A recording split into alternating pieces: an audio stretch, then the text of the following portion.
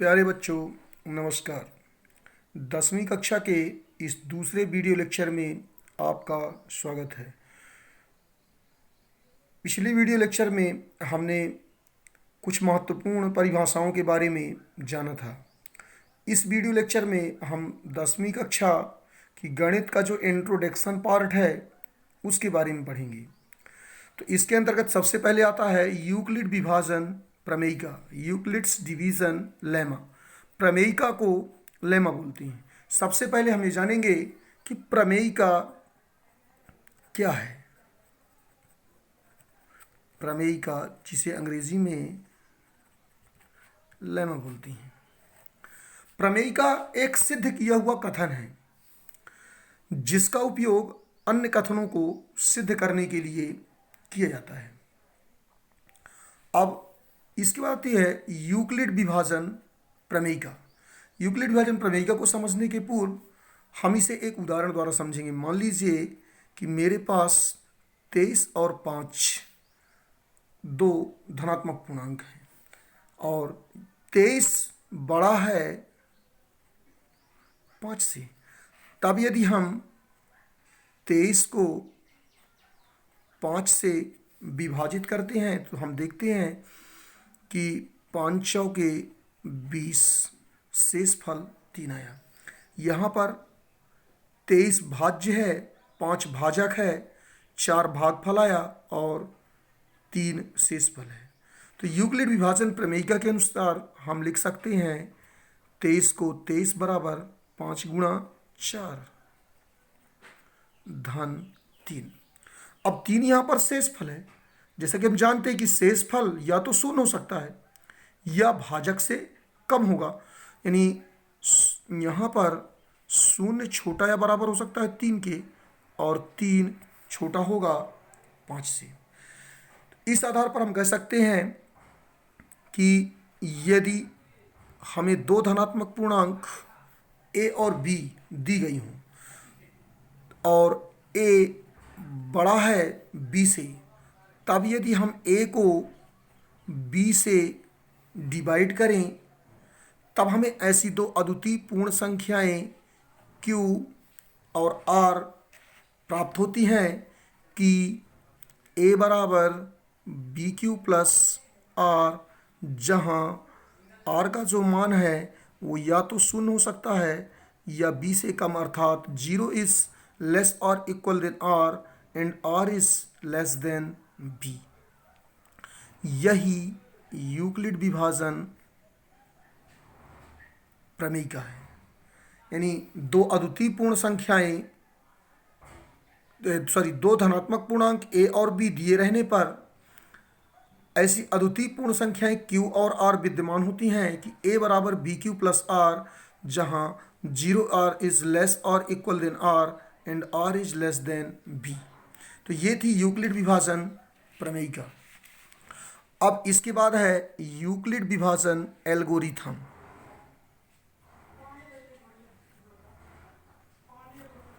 Euclid विभाजन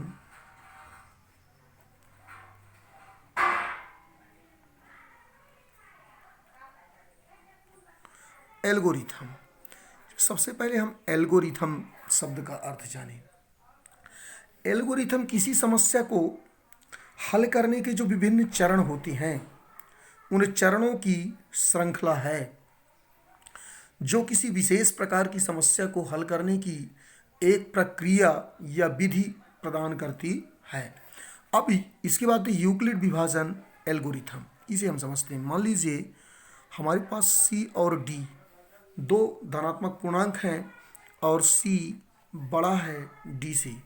तब यदि हम c को d से डिवाइड करें तो हमें ऐसी दो अद्वितीय पूर्ण संख्याएं q और r प्राप्त होती हैं कि c बराबर डी क्यू प्लस आर, जहाँ 0 छोटा या बराबर है r के और r छोटा होता है q के। ये यूक्लिड विभाजन प्रमेयिका का यूक्लिड विभाजन एल्गोरिथम का प्रथम चरण है। अब यहाँ पर इसका अगला चरण है कि r की दो स्थितियां हो सकती हैं। पहली स्थिति हो सकती है कि r शून्य के बराबर हो सकता है। तो यदि r का मान शून्य हो, तब इस स्थिति में डी जो होगा वो सी और डी का महत्तम समापवर्त होगा, यानी HCF। तो इस आधार पर हम कह सकते हैं कि जो यूक्लिड विभाजन एल्गोरिथम है, ये दो धनात्मक पूर्णांकों का HCF ज्ञात करने की एक विधि है। तो दूसरा चरण क्या हुआ कि यदि R का मान शून्य है तो इस स्थिति में D, C और D का महत्तम होगा, परंतु यदि R शून्य ना हो तब हम कैसे करेंगे? यदि R शून्य ना हो तब इस स्थिति में हम पुनः D को डिवाइड करेंगे R से। तब इस स्थिति में मान लीजिए हमें दो अद्वितीय पूर्ण संख्याएं Q1 और R1 प्राप्त होती हैं। तब यहां पर पुनः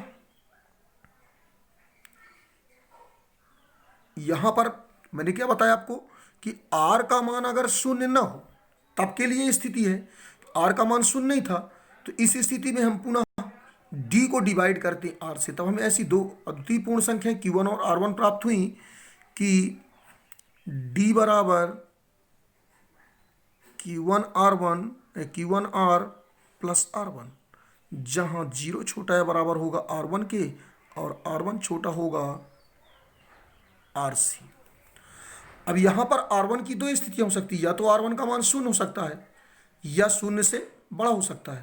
तो यदि R1 का मान शून्य है तो इस स्थिति में जो R होगा वही C और D का महत्तम समापवर्त होगा, परंतु यदि R1 का मान शून्य ना हो तब हम पुनः R को डिवाइड करेंगे R1 से, और यह प्रक्रिया तब तक चलेगी जब तक कि शेषफल शून्य न हो जाए।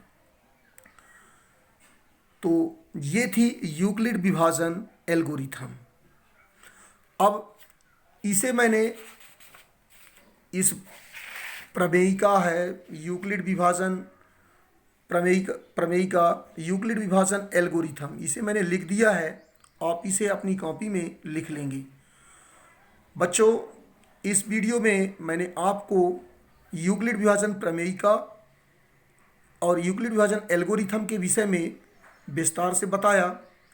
फिर भी अगर आपको कोई समस्या है तो कमेंट बॉक्स में लिखकर और मुझे बताएं, मैं उसे दूर करने का प्रयास करूंगा।